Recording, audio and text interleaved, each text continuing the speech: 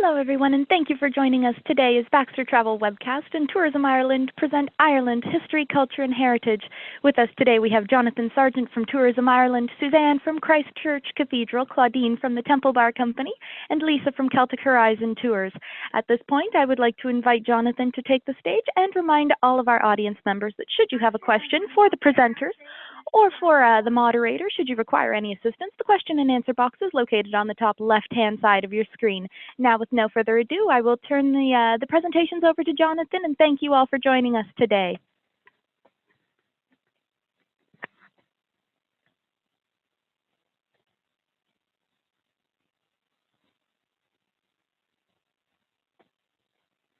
Hello everyone, this is Jonathan Sargent from Tourism Ireland. I'm delighted to be presenting here today, and welcome to our webinar on Ireland, History, Heritage and Culture. So without further ado, anyone who's been in our webinars before, I'll have gone through access, but I'll just go through for anyone who hasn't. So getting to Ireland from Canada has never been easier. So we have year-round access now with Aer Lingus and Air Canada Rouge, and we also have Air Transat and WestJet flying seasonally from Toronto. WestJet also go via St. John, so it's great to have that access from the East Coast as well. And new this year, we also have Europe Airpost who fly direct from Halifax into Dublin and on to Paris. So, a quick overview of how to get around Ireland. For many of you in Canada, commuting, can be up to 2 hours some days.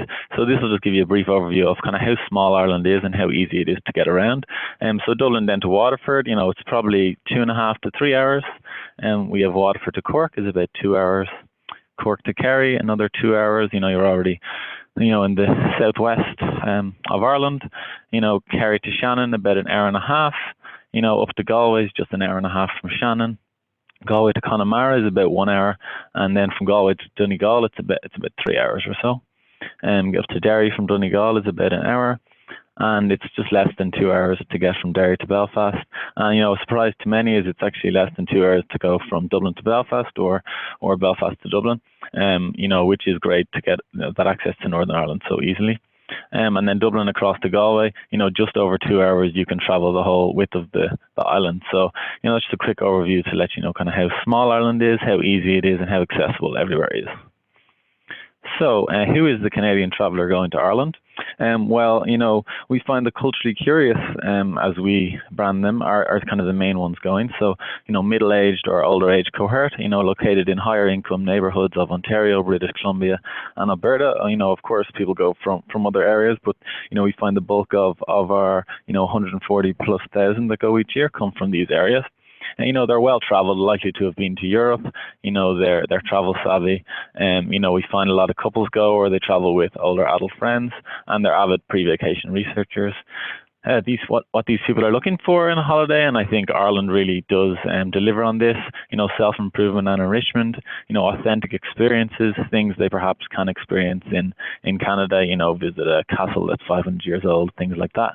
Engagement on a local level. So, engaging with the people and things like that, enhancement of their knowledge. So, for example, if they visit Christchurch, learning that history, really enhance their experience, and then history and culture, of course, visiting castles and things are a big part of what Canadians like to do, and just learning the history of Ireland. And we do find that genealogy is becoming very popular now too. So some of the key selling points, we have breathtaking and awe-inspiring landscapes, and there's a beautiful shot of the Ring of Kerry, great for hiking, for going cycling. Lots of people come to visit, prehistoric sites like Newgrange and things. They visit churches, they visit castles, they just experience the whole island. So that is definitely a unique selling point. History and heritage, as I mentioned, Newgrange in the bottom left there, it's actually older than the Egyptian pyramids.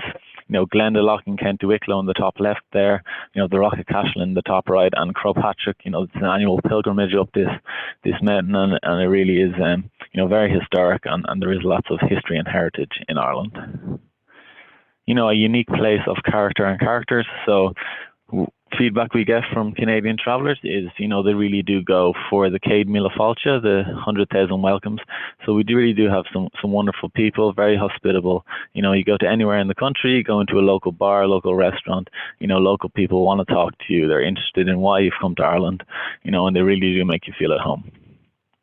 Obviously, a big part of our history is music and dance, so you're never far away from an Irish music session. So, for example, if you go into Temple Bar, you'll find most nights there's live music in a number of the bars. Some wonderful Irish traditional music played. Fiddlers, you have banjo players, and it is just a great experience and something your clients really do have to experience when they're there. Ireland's food revolution. So, 10 years ago, lots of people wouldn't have associated Ireland with great food, but I really think that has changed in recent years. We are an island, so there's wonderful seafood offerings. We have hundreds of farmers. There's great, like, farm to fork, people growing their own local vegetables. And, we have hundreds of types of cheeses. There's farmers markets throughout the country. Some of the big ones, the English market in Cork, St. George's Market in Belfast, and the Temple Bar market, which happens on a Saturday in the heart of Dublin. New for next year, similar to the way we launched the Wild Atlantic Way in 2014, we're going to launch Ireland's Ancient East, which is basically going to look at 5,000 years of history in that area. So kind of the whole region has come together. There's going to be wonderful offerings like visiting the Viking Triangle in Waterford. Learn the Viking history, learn the Anglo-Christian history. Medieval, Middle Age history, and it is just going to be a wonderful experience and lots of things to do, and there'll be more to follow in the coming months on that. Of course, I can't not mention the Wild Atlantic Way, which is, really taken off, and it's been, Canadian travellers do love to experience it. It's a 2,500 kilometre coastal route, the world's longest defined coastal touring route. So it goes from south of Cork to North Donegal. And it's fantastic, to do 4 or 5 days. It would take 3 weeks probably to do the whole thing, but if you have 3 or 4 or 5 days within your holiday, do a section of it. It is wonderful. Joining up to that then is the Causeway Coastal Route, so it actually joins it up at Derry and travels all the way to Belfast. So along there you have the UNESCO World Heritage Site of the Giant's Causeway. You have the Carrick-a-Reid Rope Bridge up there in the top right, and new this year, the Gobbins Cliff Path actually opened for the first time since the 1950s. So that's going to be wonderful. Starting, mainly next year, that's going to be, a big selling point for Canadians traveling to Northern Ireland. And of course, something many people in Canada might not have associated Ireland with, but maybe a city break destination, perhaps. If you travel from Europe, lots of people travel from London over to Ireland for the weekend. But, with new access, it's only six and a half hours to get from Toronto to Dublin. From the East Coast, from Halifax and from St. John's, it's only, less than 4 hours.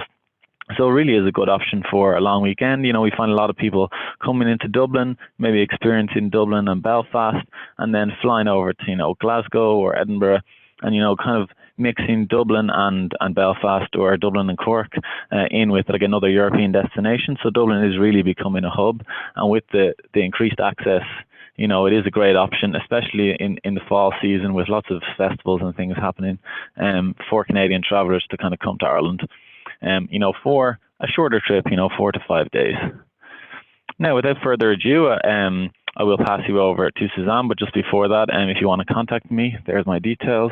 You can order brochures through eContact, or you can contact us. And if you ever want to use any images or anything in advertising, you can certainly go into Ireland's content pool, or again, ask me. And we also have an upcoming fam trip at the end of October. So if any of you are interested in applying for that, please do drop me a note, and I will send you on the application. We do still have a couple of places left. So without further ado, I'll pass you on to Suzanne, who's going to talk about the wonderful Christchurch Cathedral. Thank you.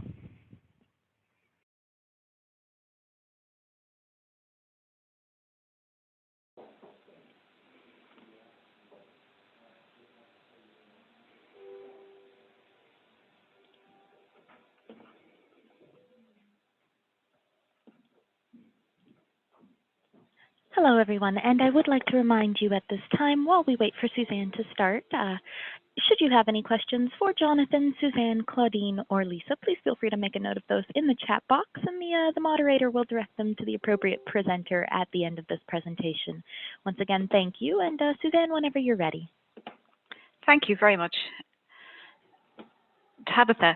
Good morning, I think it is for everyone. I'm joining you from Christchurch Cathedral today, which is in the heart of Dublin City, right in the medieval heart of Dublin. Jonathan mentioned 5,000 years of Irish history. We're almost at the point where we can say we're going to celebrate 1,000 years of cathedral history. Christchurch is an Anglican cathedral, an Episcopalian cathedral, and was founded in 1028. And for visitors coming to the cathedral, they really experience the history of Dublin and Ireland reflected in the history of the cathedral. As you can see from this shot, it's a neo-Gothic cathedral in its appearance. It doesn't look exactly the way it would have looked in 1028. That's because the Victorians got their hands on it and couldn't resist adding some features like the flying buttresses you see on the outside and that iconic bridge leading across to the former Synod House. Just some more images there of what people will experience and what your clients will see when they come to see us at Christchurch in Dublin. Inside, it's very much a neo-Gothic nave. I'll draw your attention to the beautiful medieval floor tiles there. Lots of guests, we actually have a tour of the floor tiles if people are that interested. But for regular visitors, if you like, we welcome about 175,000 a year. So it really is a must-see for culture or heritage visitors coming to the city of Dublin. We offer guided tours throughout the year with one of our cathedral guides, or people can come in and pick up one of the self-guide leaflets if they want to just take the time and explore by themselves. We do charge an entrance fee into the cathedral, and that's simply because it costs an awful lot to keep the doors open and the lights on. And we have a core congregation of just 60 families, so we do need to charge an entrance fee. But every cent that we get goes into the upkeep of the cathedral and to its constant restoration. The other image you see there is just one of the other features that visitors will see. It's a Romanesque door dating back to the 13th century. If your visitors come and do our guided tour, they get something very, very special, which is they climb up through the steps in the south transept, up 86 little stone steps, medieval steps, and this image is what they get to see as they cross the south transept at roof level.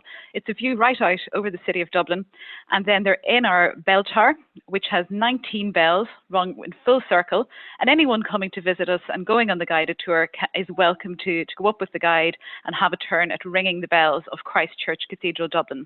If you have a peep ever at TripAdvisor, that's one of the things that people retain as a lasting memory, a lasting experience. Another highlight of any visit to Christchurch Cathedral is the crypt. Now, the crypt is the largest in Ireland, or the UK in fact, and runs under the whole length of the cathedral, and is the oldest working structure in the city of Dublin. We know it's early 12th century. Some historians and archaeologists date it to late 11th century. So, you know, it's quite significant in architectural terms. This year, on the 4th of June, the British ambassador launched the Magna Carta at Christchurch. We're lucky enough to have our own copy of the Magna Carta, which was signed, as you know, by King John in Runnymede, and the cathedral's copy is exhibited in the cathedral crypt along with a little exhibition. So that's certainly something that visitors enjoy. This is quite a creepy photograph, and not everyone will enjoy it, but certainly in my experience when we're going around the cathedral, children and men seem to enjoy it. It's a mummified cat and rat that was discovered in the organ pipes of the cathedral and is mentioned by James Joyce in his novel Finnegan's Wake. The cathedral organ was giving trouble. They had to dismantle it to see what was wrong, and they found these fellas inside the pipe. No wonder the music wasn't too great. I can't talk about the cathedral, and this is a working cathedral. I don't know if in the background you can hear, I'm sitting in my office in the chapter house, and upstairs the choir are here and someone is on the grand piano above my head, so I hope that's not interfering too much with the presentation. Here you have just an image of the organ and some members of the cathedral choir.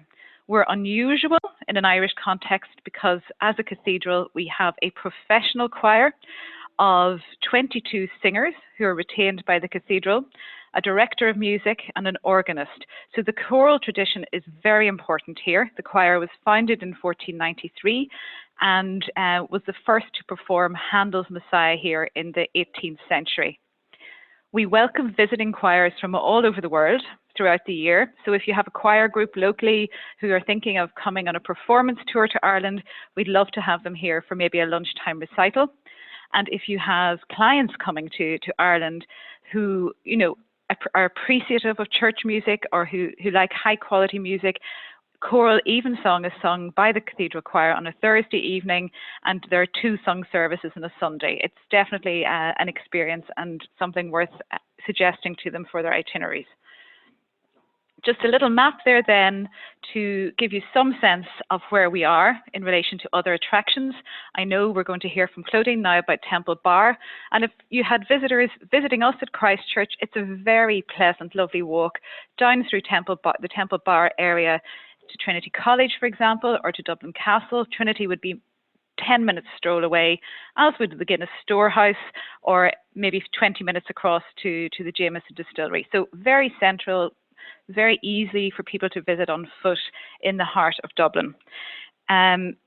Jonathan mentioned the FAM trip there. I know, just to incentivize you all maybe to sign up quicker, I know that FAM trip is coming to see us in Christchurch Cathedral, so I'd love to meet any of you then. And just so you have some idea who you're speaking to, this is our team who work on the tourism. That's me in the middle, and my 2 colleagues, Jessica and Sean. Thank you very much for your time today, and we look forward to welcoming, if not you, your clients very soon to the cathedral. Thank you. Thank you, Suzanne. And with us now, we'll have Lisa from Celtic Horizon Tours. Lisa, whenever you're ready.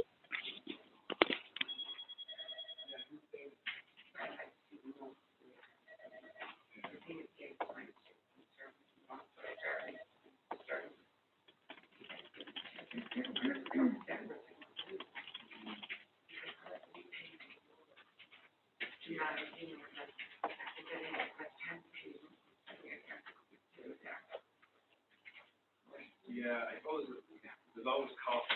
Yeah.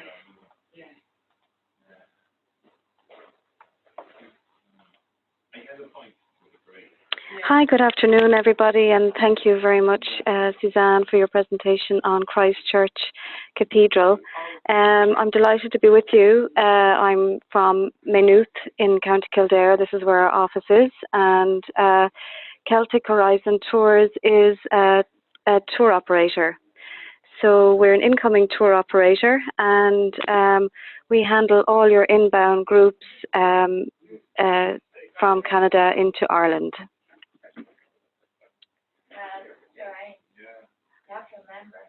Delighted to present to you our slideshow on Ireland, culture and heritage.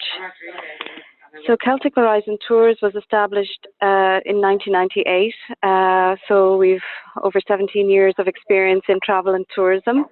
We're a small family-run business, as I say, located in Maynooth, which is just a suburb of Dublin, really. We're fully licensed and bonded, members of IATA, ITAA, and of course the Atoll Insurance as well. We're members and delighted to be members of the Irish Tour Operator Association, which is an association of tour operators specialising in inbound tours into Ireland. And we have a dedicated department in our office for your tours to Ireland. So we'll look after all your needs from Canada. Types of tours that we specialise in, groups of all kinds from North America, Canada. We have performing arts groups. So we specialise in choirs, university bands, We've had orchestras. We've had Burlington, for example. Their band came in 2014 and took over the St. Patrick's Day Parade and enjoyed a great time in Ireland. They performed in Cork and Cove, were met by the Lord Mayor. We've also had show choirs and Irish dancing groups. So we can organise your tour to Ireland no matter what type of group you are. We've had college and sports groups. We've had Mayfield College, North Part Secondary School, St. Mary's of Coburg. We've had them come from Canada. As mentioned, we've had the St. Patrick's Day groups. We also specialise in motorcycle groups, which is quite a niche market. We can organise your group of motorcyclists come into Ireland, hire their motorbike here, and we especially designed itineraries geared towards the motorcyclist who likes to get off the main motorways and off onto the beaten track. We also look after family groups, family heritage parties. As Jonathan said, looking to trace their family tree or genealogy. We can tailor-make an itinerary for them so that they go to the parts of the country where their family name may come from or their ancestors came from. They may have departed from certain parts of Ireland during the famine, left for greater things in Canada. Maybe not even as far back as the famine, but we can help you plan and research that and design a tour around those parts of Ireland that you dearly want to visit. As mentioned, we have groups from all over Canada and North America. These are some images of the groups where we can take you to parades, regional parades around the country, not just the St. Patrick's Day Parade in Dublin, but smaller local parades, maybe where your county or town have links with Ireland. We can link you up with the Chamber of Commerce and business connections there. On the right, you see this is the Shorecrest Marching Band from Washington. They've been to Ireland 3 times. They're coming in 2016. Again, they'll participate in the St. Patrick's Day Parade. And it's just to highlight that they're performing here in front of Castletown House in Selbridge in County Kildare, where they made a great impact on the locality and they enjoyed a historic occasion where they performed there. This is the kind of event that we specialise in. Some pictures there of, as I say, the Brampton School, North Park, Mayfield College. They've come over and we have connections where we can join them up with schools and play friendly matches. This is a slide on the motorcycle tours of Ireland.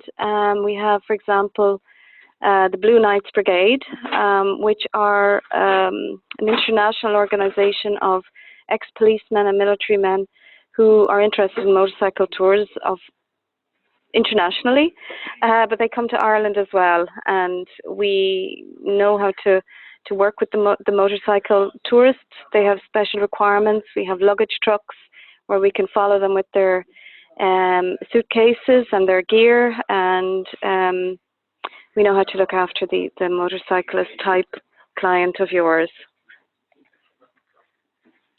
So I mentioned the St. Patrick's Day groups. As I say, the performance arts groups are one that we specialise in. St. Patrick's Day 2016 is going to be a very special event. This is a photograph taken in 2015 where we hosted the Chicago Emerald Isle Band.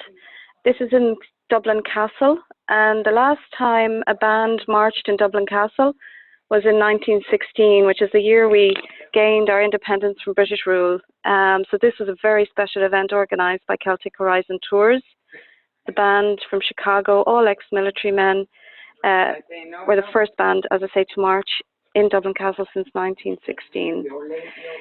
So I suppose it's a big event. It's a big dream for many groups to come to Ireland, to come to Dublin and to march in the parade. And I just asked the question there, have you marched by 1 million people lately? So you might have groups, college groups, universities, or just your town band looking to perform, we can welcome you here in Dublin, in Ireland, and organise your group around the St. Patrick's Day Festival. Not just Dublin, but Cork, I suppose, as well. There I mentioned at the bottom of my slide, Cork also has a very good parade, and the Limerick parade, there's a band competition, which many groups that come to visit Ireland, they go to Dublin, perform their dream in Dublin's parade, and then also go to Limerick to partake in the competition for the bands. It's an extra add to their tour. Family and heritage groups, I've just put a few slides in. The ancient, Dublin Halfpenny Bridge is on the top slide there. Of course, Dublin being a youthful, vibrant city of Europe with a wealth of history and culture. And as mentioned, 2016 is the centenary anniversary of the 1916 Rising, so independence and birth of the Republic. So next year, 2016, and will spill over to 2017, sees a big year of celebrations in Ireland and a big year of historic events, state commemorations of the 100 years. So lots of reasons to come and visit us in Ireland. On the bottom slide is just our heritage, part of our history, mention of the Wild Atlantic Way from Jonathan, stretching from Cork to Donegal. And this is Dunangasa, which is a famous prehistoric fort on the Aran Islands. And many of our groups go to the Aran Islands. It's one of the few places in Ireland where they still speak Irish, and there's only inhabitants on Inishmore of under 300 people. So it's a wonderful experience to take the ferry across and visit the islands to see another way of life in Ireland.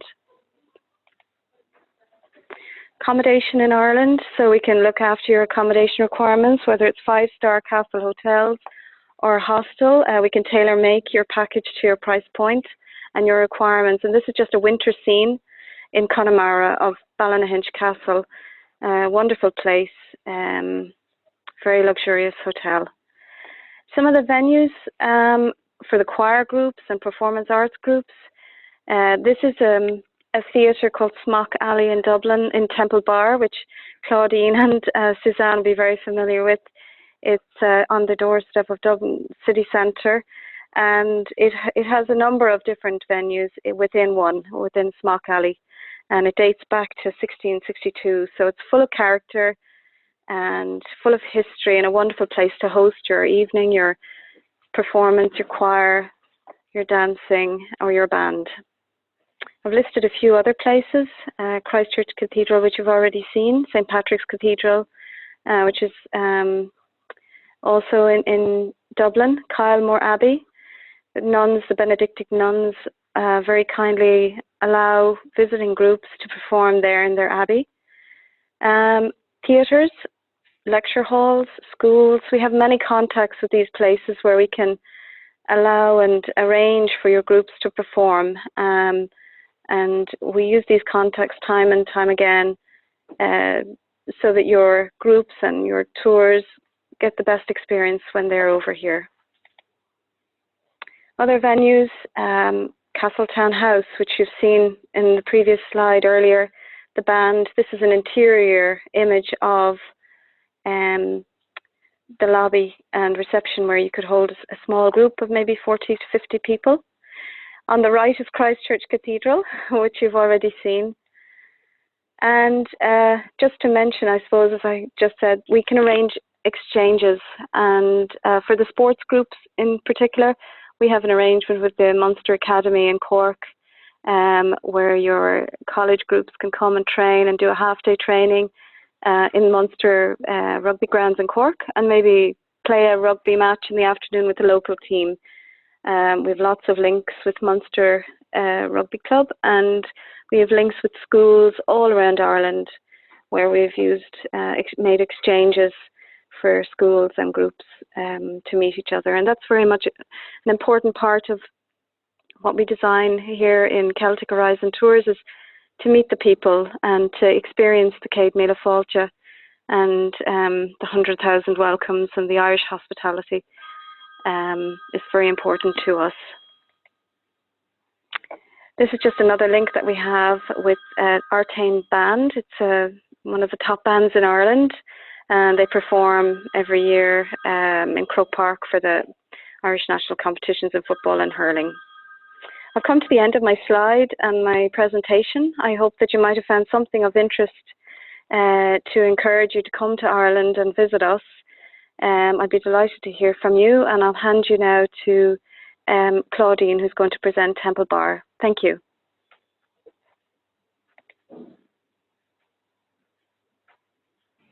Hi, everyone. Can you hear me? Yes, we are able to hear you. Okay, fantastic. I'm just going to open up this presentation now. So I think everybody's made a reference to Temple Bar at this stage, so I'm sure everyone's very excited to find out what Temple Bar is all about. I work with the Temple Bar Company. We're a representative body for Temple Bar in that we market the area, we run events and festivals, and we promote the area to the overseas market. The area receives about 60,000 people on a daily basis, and it is one of the city's #1 tourist areas. I suppose the reason I'm here today is to speak to you all in relation to a festival that we run, which is the Trad Fest. It takes place in January, and our 2016 festival, which will be our 11th year, takes place from Wednesday the 27th to Sunday the 31st of January. So it takes place over the last 5 days of January every year. It's Ireland's premier winter music festival. It's 5 days and nights celebrating Irish music, culture and crack, as we call it, and it features major Irish and international artists. It's Dublin's only traditional and folk music festival. It is a unique event in the heart of the city as a result. I suppose what is of interest to the Canadian and overseas market is that it takes place off-season, which means it's affordable in terms of hotels, flights, and also availability. It's also accessible to reach Dublin from the Europe, US and Canadian markets. It's an eclectic music festival that takes place in unique venues, and I suppose it's an opportunity for the audiences to experience iconic artists and emerging talent in very intimate and interesting settings.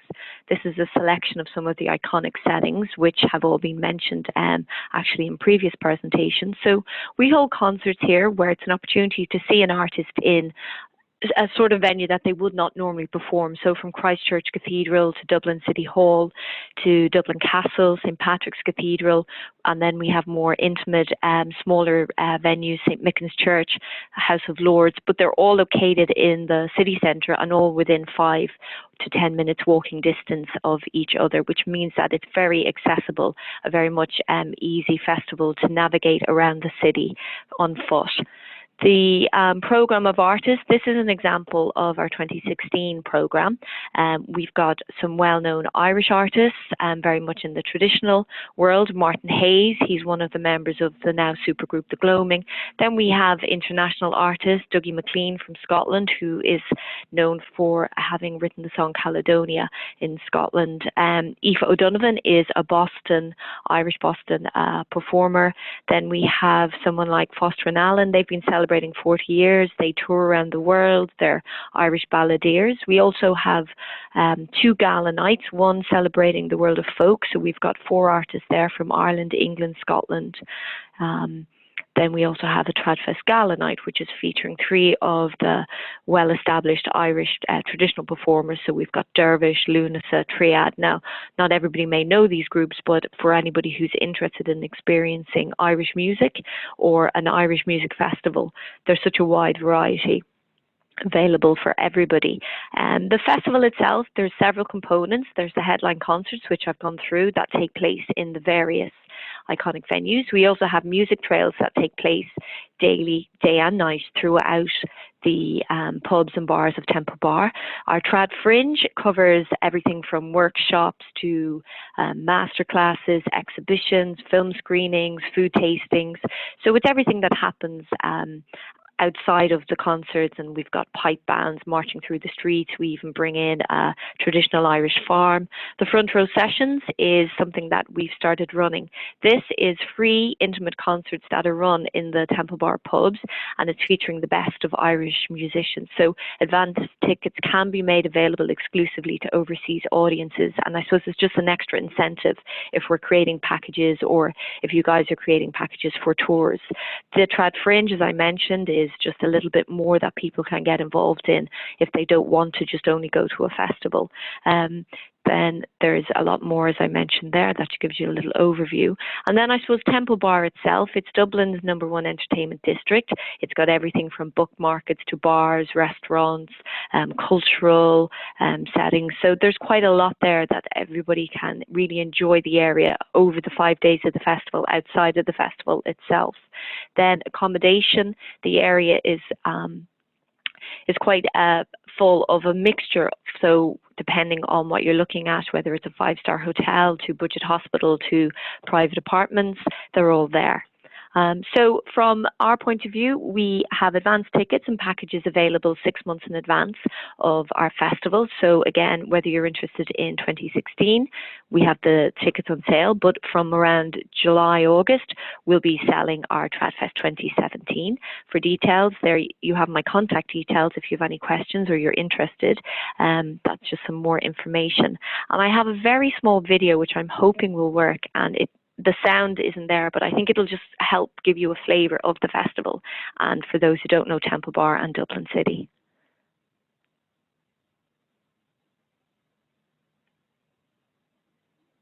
While we're just looking at the content of the video, I would like to remind everybody that should you have any questions for the presenters, please make a note of those in the question and answer box. And should you like the audio for this video that we are presenting, or that Claudine is presenting, please note that that can be made available upon request. Feel free to request the moderator for that information. Thank you.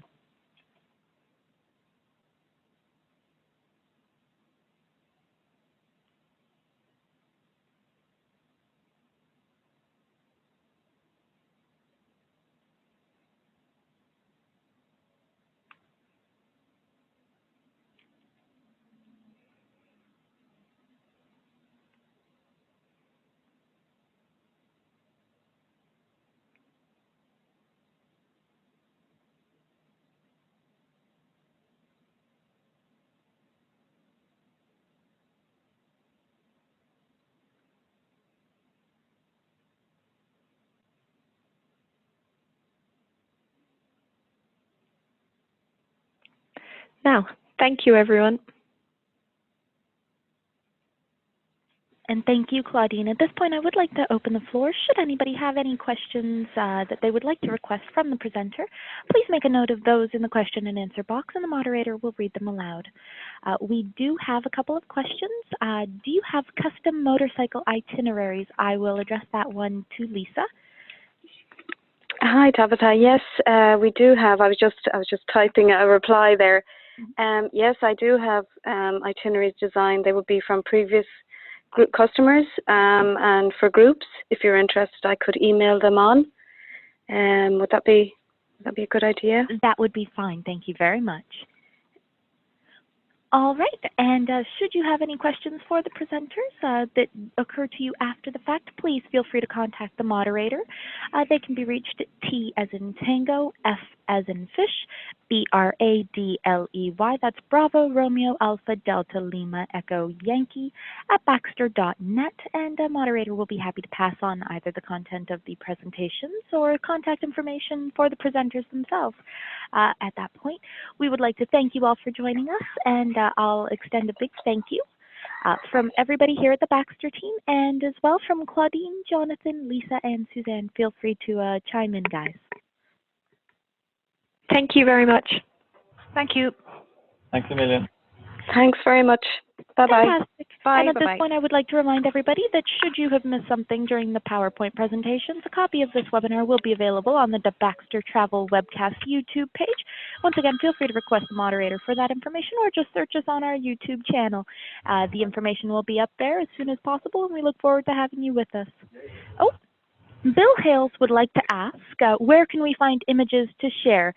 Jonathan, feel free to reply aloud for those audience members who are listening from home or via recording. Yes, so you can either log on to irelandcontentpool.com, where you can set up an account and download images directly, or you can just drop me a note at jsargent@tourismireland.com, or drop the moderator a note, and Tabitha can pass on your details. And I'll be happy to share whatever images you're looking for, and I'm more than happy for you to use them in any advertising or any promotion of Ireland. That would be great. Thank you very much for that question, Bill, and thank you, Jonathan. Should you have any questions for the presenters, this is your last call. All right, well, should one occur to you, once again, feel free to contact the moderator, and we thank you all for joining us today as we've learned about Tourism Ireland and culture, heritage, and history. Keep an eye on our Baxter Travel webcast pages for upcoming webinars, should you be interested in attending. Once again, we'd like to say thank you from everybody here at the Baxter team, as well as our presenters today, and we look forward to having you with us in the future. All the best, everyone.